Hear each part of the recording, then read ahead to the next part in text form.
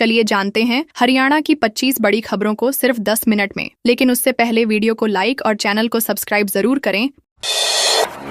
नारनौल गीता जयंती समारोह में भाजपा एमएलए भड़के। हरियाणा के महेंद्रगढ़ जिले के नारनौल में गीता जयंती समारोह के दौरान अधिकारियों की गैरहाजिरी को लेकर रविवार को महेंद्रगढ़ के विधायक कंवर सिंह यादव नाराज हो गए। उन्होंने मंच से ही कड़े शब्दों में अधिकारियों को चेतावनी दी और कहा कि इस तरह की लापरवाही बर्दाश्त नहीं की जाएगी। विधायक ने बताया कि डीसी छुट्टी पर थे, जबकि एडीसी और एसडीएम भी कार्यक्रम में मौजूद नहीं थे। उनके बयान के बाद जिला प्रशासन के डीआईपीआरओ ने समारोह का लाइव लिंक डिलीट कर दिया, जिससे ऑनलाइन प्रसारण भी बंद हो गया। ये कार्यक्रम आईटीआई मैदान में अंतर्राष्ट्रीय गीता महोत्सव 2025 के तहत आयोजित किया गया था।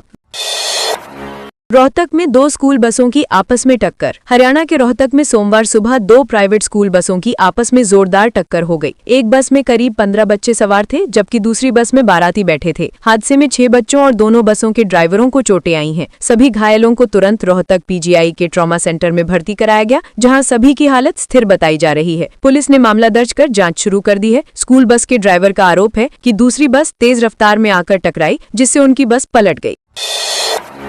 रोहतक में छात्रों ने फूका एमडीयू वीसी का पुतला। रोहतक की महर्षि दयानंद यूनिवर्सिटी के वीसी प्रोफेसर राजबीर सिंह के खिलाफ शहीद भगत सिंह छात्र संगठन के कार्यकर्ताओं ने जाट कॉलेज के बाहर जोरदार प्रदर्शन किया। छात्रों ने वीसी का पुतला फूका और जमकर नारेबाजी की। छात्रों का आरोप है कि वीसी की नीतियों के कारण यूनिवर्सिटी की छवि धूमिल हुई है। उन्होंने कहा कि एमडीयू से NAC A+ ग्रेड भी हट गया है, जिससे संस्थान की प्रतिष्ठा को बड़ा नुकसान हुआ है। छात्रों ने दावा किया कि करीब 6500 विद्यार्थियों का भविष्य इस वजह से प्रभावित हुआ है और वीसी को पद से हटाया जाना चाहिए।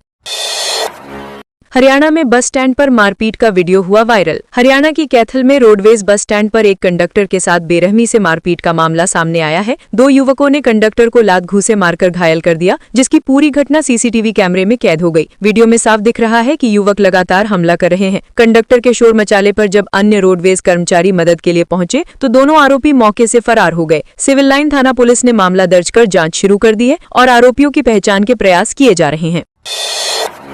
यमुनानगर में रेहड़ी पर अंडे खा रहे युवक पर किया हमला। यमुनानगर के विष्णुनगर इलाके में देर रात रेहड़ी पर अंडे खा रहे 2 युवकों पर 10 से 12 युवकों के एक झुंड ने अचानक हमला कर दिया। इस हमले में एक युवक घायल हो गया। साथ ही हमलावरों ने वहां खड़ी 2 मोटरसाइकिलों को भी ईंट पत्थरों से तोड़ दिया। हमलावर पास के एक मैरिज पैलेस में चल रही शादी में शामिल होने आए थे। डीजे बंद होने को लेकर हुए विवाद के बाद गुस्साए युवक बाहर निकले और ये हमला कर दिया। पुलिस ने मौके पर पहुंचकर जांच शुरू कर दी है।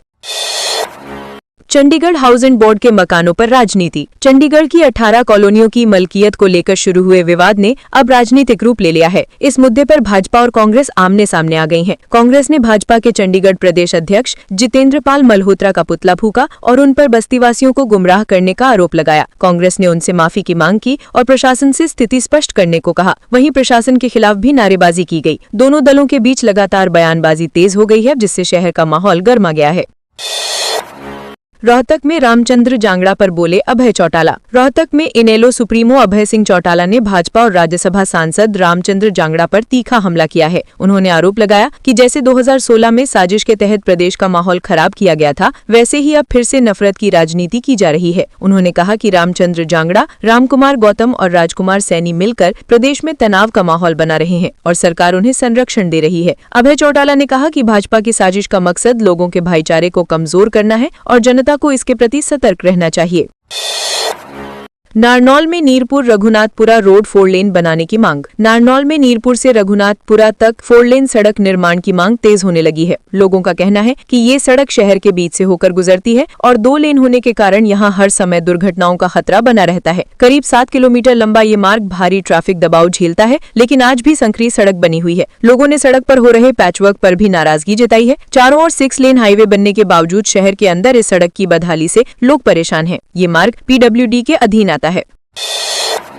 12 सेंटर पर 3258 विद्यार्थियों ने दी स्कॉलरशिप परीक्षा। हिसार जिले में रविवार को national means cum merit scholarship परीक्षा आयोजित की गई। जिले के 12 स्कूलों में परीक्षा केंद्र बनाए गए थे। डीएमएस हिसार संदीप सिंधु ने बताया कि इस परीक्षा के लिए कुल 3666 विद्यार्थियों ने आवेदन किया था, जिनमें से 3258 छात्र परीक्षा में शामिल हुए और 408 अनुपस्थित रहे। परीक्षा पास करने वाले विद्यार्थियों को कक्षा 9वीं से 12वीं तक हर महीने 1000 रूपए की छात्रवृत्ति दी जाएगी। ये राशि सालाना 12,000 रूपए होगी। इस परीक्षा के लिए ऑनलाइन आवेदन प्रक्रिया 8 सितंबर से 15 अक्टूबर तक चली थी।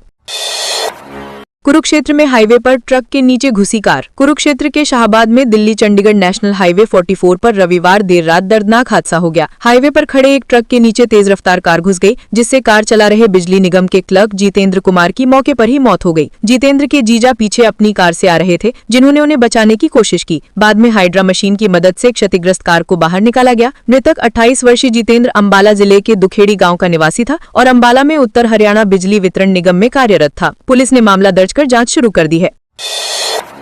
फतेहाबाद में i20 कार में लगी आग। फतेहाबाद के सिरसा रोड पर रविवार शाम i20 कार में अचानक आग लग गई। कार में सवार तीनों दोस्त बाल बाल बच गए। धुआं उठता देख तीनों ने तुरंत कार से कूदकर अपनी जान बचा ली, लेकिन कुछ ही मिनटों में कार पूरी तरह राख हो गई। सूचना मिलने पर फायर ब्रिगेड की टीम मौके पर पहुंची और कड़ी मशक्कत के बाद आग पर काबू पाया। जानकारी के अनुसार सोमा सिटी निवासी हरबंस सरवा साहिल अपने दोस्त मुकेश और अवतार के साथ सिरसा से लौट रहा था। नहर से आगे पहुंचते ही कार के इंजन से धुआं उठने लगा, जिसके बाद हादसा हुआ।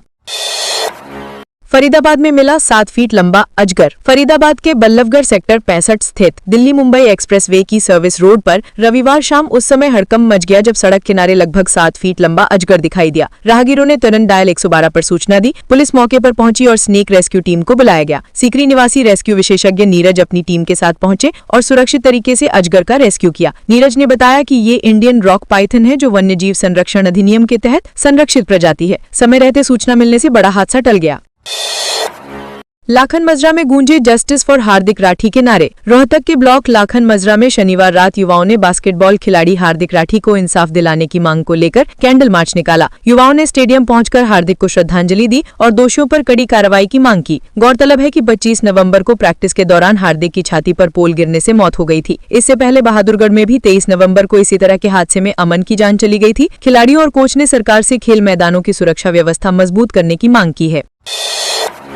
महेंद्रगढ़ में ग्रामीणों का माइनिंग के खिलाफ धरना। महेंद्रगढ़ जिले के गांव उष्मापुर में ग्रामीणों ने अवैध माइनिंग, स्टोन क्रशर और ओवरलोड ट्रकों की आवाजाही को लेकर धरना प्रदर्शन किया। ग्रामीणों का कहना है कि ब्लास्टिंग, पहाड़ी कटान और धूल से उनका जनजीवन पूरी तरह प्रभावित हो चुका है। काफी देर बाद मौके पर पहुंची एसडीएम ने ग्रामीणों का ज्ञापन लिया और समस्या का समाधान कराने का आश्वासन दिया। ग्रामीणों को सोमवार को एसडीएम ऑफिस बुलाया गया है। ग्रामीणों ने प्रशासन के खिलाफ जमकर नारेबाजी की और चेतावनी दी कि यदि जल्द समाधान नहीं हुआ तो आंदोलन और तेज किया जाएगा। पलवल में वाहन चोरी करने वाला गिरफ्तार। पलवल में एवीटी हथीन की टीम ने वाहन चोरी करने वाले आरोपी आरिफ को गिरफ्तार कर उसके कब्जे से चोरी की 3 बाइक बरामद की हैं। आरोपी पुन्हाना के ननकपुर गांव का निवासी है। ये कार्रवाई कैंप थाना क्षेत्र में दर्ज 8 बाइक चोरी के मामले में की गई। जांच अधिकारी विश्व गौरव ने बताया कि 29 नवंबर को आरोपी को गिरफ्तार किया गया था। पूछताछ में उसने कई चोरी की वारदात कबूल की। ये मामला रामनगर निवासी नितिन की शिकायत पर दर्ज हुआ था, जिसकी बाइक 2 मई 2025 को टाउन पार्क के गेट से चोरी हो गई थी। उपराष्ट्रपति ने भद्रकाली मंदिर में की पूजा। उपराष्ट्रपति सीपी राधाकृष्णन रविवार को पहली बार कुरुक्षेत्र पहुंचे। उन्होंने राष्ट्रीय प्रौद्योगिकी संस्थान कुरुक्षेत्र के 20वें दीक्षांत समारोह में भाग लिया और छात्रों को डिग्रियां वितरित की। कार्यक्रम में राज्यपाल प्रोफेसर असीम कुमार घोष और मुख्यमंत्री नायब सिंह सैनी भी मौजूद थे। इस अवसर पर 1494 छात्रों को बीटेक, एमटेक, एमबीए, एमसीए और पीएचडी की डिग्रियां दी गई। उपराष्ट्रपति ने छात्रों को उज्जवल भविष्य की शुभकामनाएं दी। कार्यक्रम का शुभारंभ राष्ट्रीय गान के साथ हुआ और एनआईटी निदेशक प्रोफेसर बीवी रमना रेड्डी ने अतिथियों का स्वागत किया। रोहतक सांसद हुड्डा की सरकार से 5 मांगे। रोहतक से सांसद दीपेंद्र हुड्डा ने प्रदेश सरकार पर रोहतक के साथ सौतेला व्यवहार करने का आरोप लगाया है। उन्होंने कहा कि सरकार न तो खुद बजट जारी कर रही है और न ही विपक्ष को विकास कार्य करने दे रही है। उन्होंने बताया कि सांसद निधि की राशि जारी होने के बावजूद पिछले 3 साल से कोई काम नहीं हुआ है। लाखन मजरा और बहादुरगढ़ स्टेडियम के लिए दिए गए फंड को भी सरकार ने नहीं लगाया। हुड्डा ने कहा कि पिछले 11 साल से सरकार ने खेल स्टेडियमों के लिए कोई बजट नहीं दिया, जिससे कांग्रेस शासन में बने स्टेडियम की हालत जर्जर हो गई है।